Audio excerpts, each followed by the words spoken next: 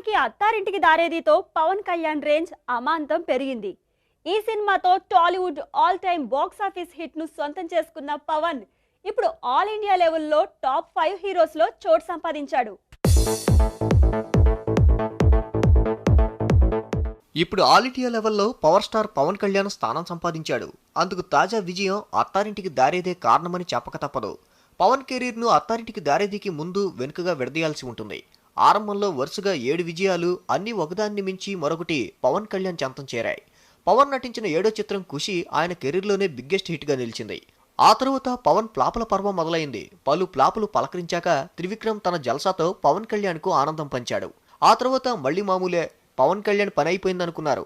ఆ సమయంలో director Harish Shankar, heroine Shruti Haasan, నిర్మాత బండ్ల గణేష్ తో జతకట్టాడు పవన్.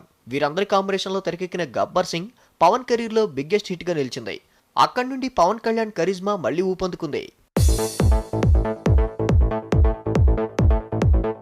గబ్బర్ సింగ్ గ్రాండ్ సక్సెస్ పలకరించిన తర్వాత పవన్ నటించిన కెమెరామెన్ గంగతో రాంబాబు ఆశించిన రీతిలో ఆకట్టుకోలేకపోయింది.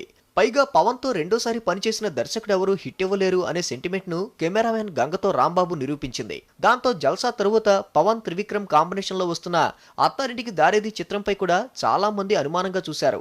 విడుదలకు ముందే సోషల్ నెట్వర్క్ లో ఈ చిత్రం హల్చల్ చేయడం కూడా పాపం పవన్ అనుకునేలా చేసింది. అయితే అన్ని సెంటిమెంట్స్ కు పులి స్టాప్ పెట్టేస్తూ అత్తారింటికి దారేది చిత్రం ఘన విజయం సాధించింది.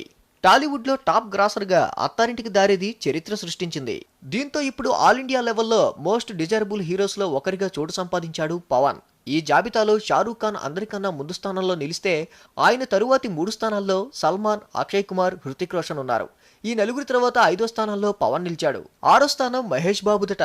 ప్రస్తుతం వీరి చిత్రాలు సాధించిన విజయాలు, వారి సినిమాలు చేసిన బిజినెస్ ను బట్టి ఈ జాబితా తయారైనట్టు తెలుస్తోంది. ఏదేమైనా మన హీరోలు ఇద్దరు ఈ జాబితాలో చోటు సంపాదించడం ఆనందం కలిగించే అంశమే. మరి మునుముందు ఇతర టాలీవుడ్ హీరోలు కూడా ఆల్ ఇండియా లెవెల్లో సత్తా చాటుతారేమో చూద్దాం.